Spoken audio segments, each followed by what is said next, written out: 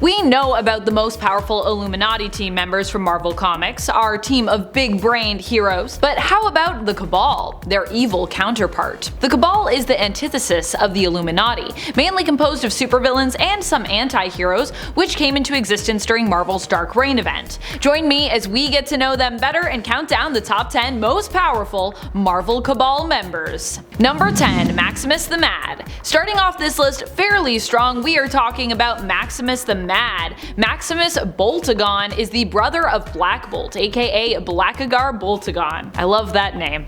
Currently in the comics, like most of the other Inhumans, Maximus is kinda dead. But before that happened to him, he was a member of the Cabal. Maximus decided to join Namor in creating their own opposing team to the Illuminati after they basically gave up on saving the Earth during the incursions, feeling the cost of the destruction of other worlds was simply too great to save Earth. Maximus, along with Namor, was willing to do what needed to be done to protect the Earth. Maximus himself is known for being brilliant but also a little insane. He can also use his powers to take control of or influence heavily the minds of others. Number 9. Norman Osborn. Norman might not be particularly high on our list when it comes to his superpowered abilities, but he does usually have some of those at least. And more than that, he is truly a mastermind when it comes to plotting, and is often presented as being fairly brilliant when it comes to science and business. I mean, you might even say he's something of a scientist. Even when Osborn isn't juiced on the Green Goblin serum,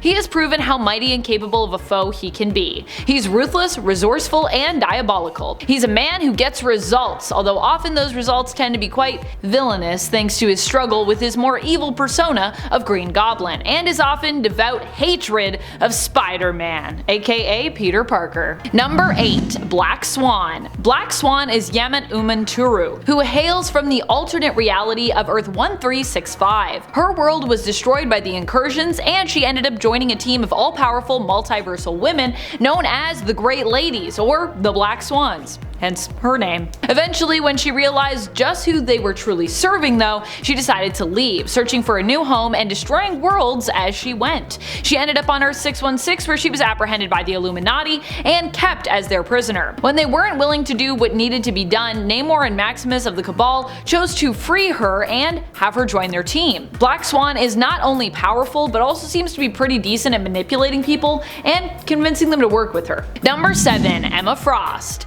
Emma Frost, who is now more hero than villain, for quite a while in the comics was still known for being one of the baddest women around. And even though she's a hero now, I think we still consider her to be like kind of a badass, you know? I think Emma Frost is a badass.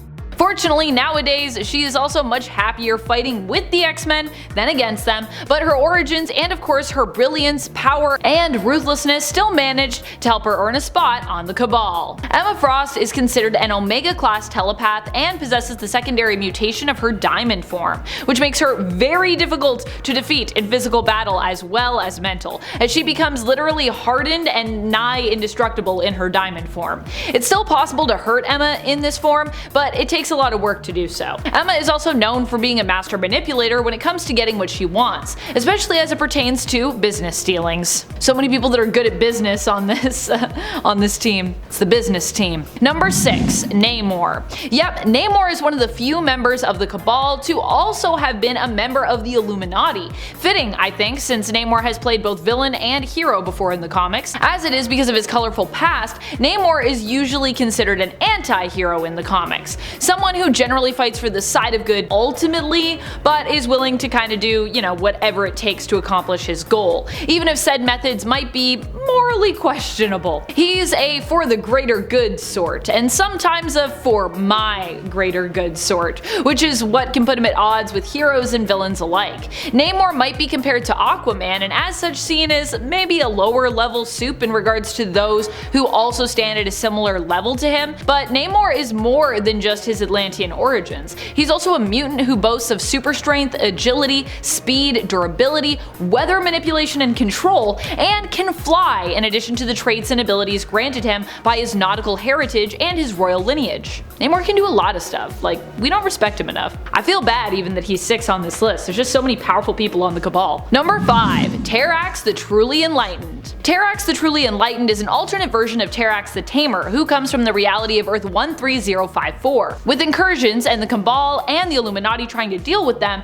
come alternates from other universes. Terrax, the truly enlightened, has a similar backstory to the Tyros of Earth 616. Like that version of Terrax, this one is also a herald of Galactus, spelled with a K instead of a C, but not to be confused with Galactus of the Ultimate Universe Earth 1610. Being that he is a herald, he's pretty powerful, as he's also imbued with the power cosmic, which gives him great strength, speed, durability, and so much more. Power cosmic is awesome. Number 4. Thanos. Thanos is known for being one of the most powerful villains we've ever seen in the MCU. And that's honestly because in the comics he happens to be pretty terrifying as well. The Mad Titan is known for bringing death with him wherever he goes, not just to powerful people, but also to whole worlds besides. He is impossibly strong and tough to beat, tough to even harm.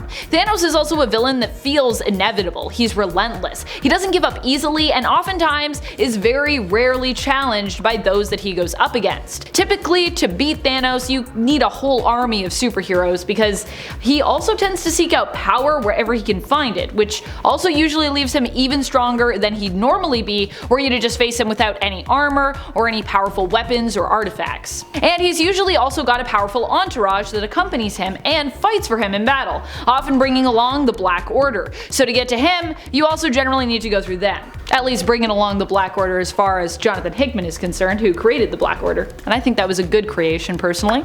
I like them. Number 3. Dr. Doom. Definitely one of the most powerful Cabal members around, especially if we're talking about brain power on this team. Dr. Doom is known for being one of the most brilliant minds on the planet Earth. Not only is he a self-proclaimed genius, but he's also well versed in magic as well. So he's got the know-how to not have to rely on magical abilities, but also the magical skill and experience to also not need to rely on his brilliance either. Combine the two of those things together and he's basically an unstoppable powerhouse who can typically accomplish anything he sets his mind to. And if you're wondering why he isn't just straight up ruler of the world as a villain, he actually has done that before. Been there, done that. He simply got bored of world domination, which is why he doesn't really do it.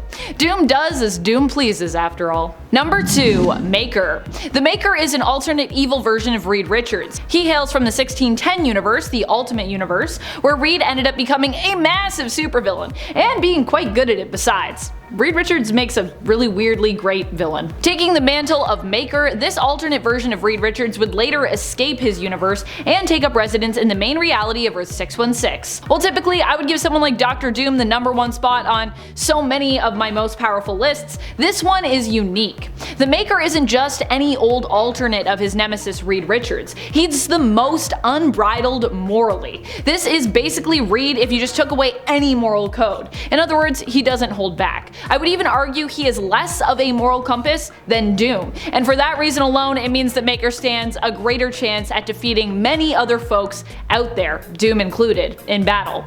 He's willing to do most things that other villains and heroes simply aren't.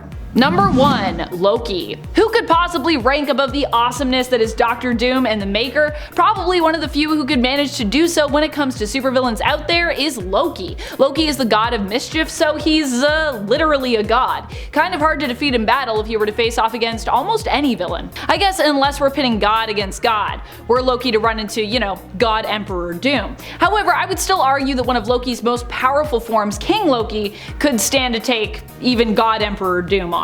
Although I don't think you'd ever hear Victor admit defeat, and if he was defeated, he'd probably claim that, oh, that was just a Doom bot, that wasn't me. Still, as much as this might be a hot take for fans of Doom and the Maker out there, of which, I too am one, I'm a fan of both of those characters, I would put Loki's potential for power just like a touch higher than both of them, when it comes down to it all. Although either way, you have to admit, all in all, the Cabal just has a way more powerful team, I think, than their heroic counterpart, the Illuminati. The Illuminati has some great people, but I just feel like this team, it's got some really high level villains on it. And Namor is on both of them, so there you go. Which members of the Cabal are your favorite? Do you prefer the Illuminati or do you prefer the Cabal? Which do you think we'll see in the MCU's Multiverse of Madness? Or do you think the trailer is a red herring and we won't see either? We were promised it and we didn't get it. It's possible. Let us know your thoughts in the comments below. This has been Top 10 Nerd and I'm your host Amanda McKnight, reminding you as always to stay nerdy, YouTube.